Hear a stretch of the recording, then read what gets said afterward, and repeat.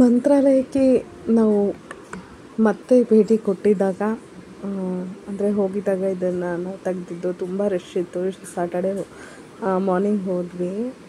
ಅಂದರೆ ಏನು ಗ್ರಹಣ ಹಿಂದಿನ ದಿನ ಬೆಳಗ್ಗೆ ಹೋದಾಗ ನಮಗೆ ರೂಮ್ ಕೂಡ ಸಿಕ್ಕಿರಲಿಲ್ಲ.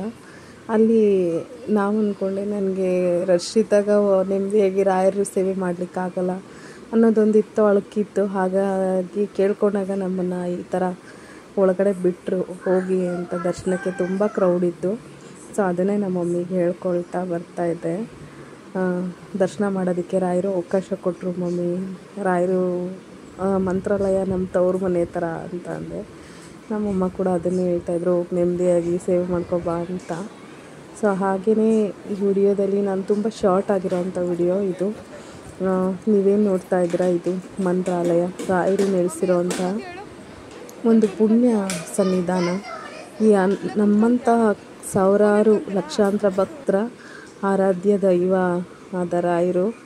ಹಾಗೆ ಮಂತ್ರಾಲಯದಲ್ಲಿ ನೆಲೆಸಿರೋವಂತಹ ನಮ್ಮ ಮಂತ್ರಾಲಯದ ಪ್ರಭುಗಳಿಗೆ ನನ್ನ ಮಗಳು ಸಹ ಒಂದು ಪರಿಮಳ ಪ್ರಸಾದನ ಪ್ಯಾಕ್ ಮಾಡ್ತಿದ್ದಾಳೆ. ಒಂದು ಪುಟ್ಟ ಸೇವೆಯನ್ನು ಸಹ ಮಾಡ್ತಿದ್ದಾಳೆ. ತುಂಬ ಖುಷಿಯಾಗುತ್ತೆ ಸ್ನೇಹಿತರೆ. ಯಾಕಂದರೆ ಭಕ್ತರು ಅಂತ ಹೇಳ್ಕೊಬೋದು, ಆದರೆ ಇದನ್ನೆಲ್ಲ ತೋರ್ಪಡಿಸೋದಕ್ಕೆ ಅಂತ ಮಾಡ್ತಾ ಇರಲ್ಲ.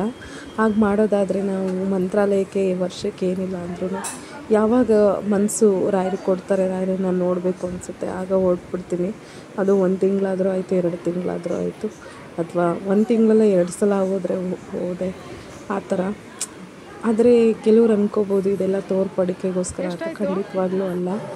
ಏನಂದರೆ ರಾಯರ ಮಹಿಮೆಯನ್ನು ಇದು ನಾವು ನಮ್ಮ ಅನುಭವಕ್ಕೆ ಬರುವಂಥದ್ದನ್ನು ಸಾಕಷ್ಟು ಜನರಿಗೂ ಸಹ ಗೊತ್ತಿರಲ್ಲ ರಾಯರು ಅಂದರೆ ಯಾರು, ಹಾಗೆ ಅವರ ಒಂದು ಪವಾಡ ಎಂಥದ್ದು ಅನ್ನೋದು. ಅದಕ್ಕಾಗಿ ಈ ಒಂದು ಪುಟ್ಟ ಒಂದು ವಿಡಿಯೋ ಕ್ಲಿಪ್ಪಿಂಗ್ಸ್ನ ನಿಮಗೋಸ್ಕರ ಹಾಕ್ತಾಯಿದ್ದೀನಿ.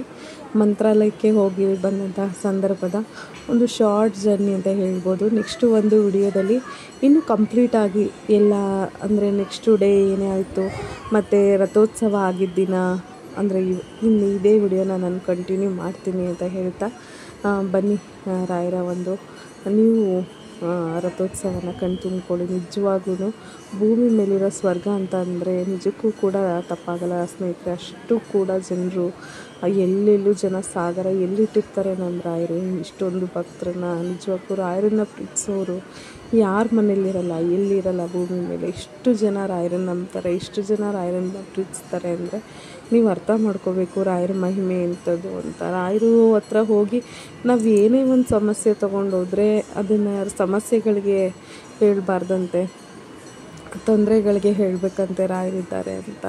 ಹಾಗೆ ರಾಯರಿಗೆ ಹೇಳಬಾರ್ದಂತೆ ಸಮಸ್ಯೆಗಳಿದೆ ಅಂತ. ಹಾಗೆಯೇ ಇದನ್ನು ನಾವು ಮಂತ್ರಾಲಯದಲ್ಲಿ ನಾವು ನೋಡಲಿಕ್ಕೆ ಸಿಗುವಂಥದ್ದು. ನಿಜಕ್ಕೂ ನನಗೆ ಏನು ಹೇಳಬೇಕು ಅಂತಲೇ ಗೊತ್ತಾಗಲ್ಲ. ಯಾಕಂದರೆ ತಾಯಿಯ ಮಡಿಲು ಅಂತ ಹೇಳ್ಬೋದು. ರಾಯರು ನಮ್ಮಂಥ ಲಕ್ಷಾಂತರ ಭಕ್ತರಿಗೆ ಒಂದು ಆಶ್ರಯ ಆಗಿದ್ದಾರೆ, ಒಂದು ಒತ್ತಾಸರೆಯಾಗಿದ್ದಾರೆ ಅನ್ನೋದ್ರೆ ತಪ್ಪಾಗಲ್ಲ ಸ್ನೇಹಿತರೆ.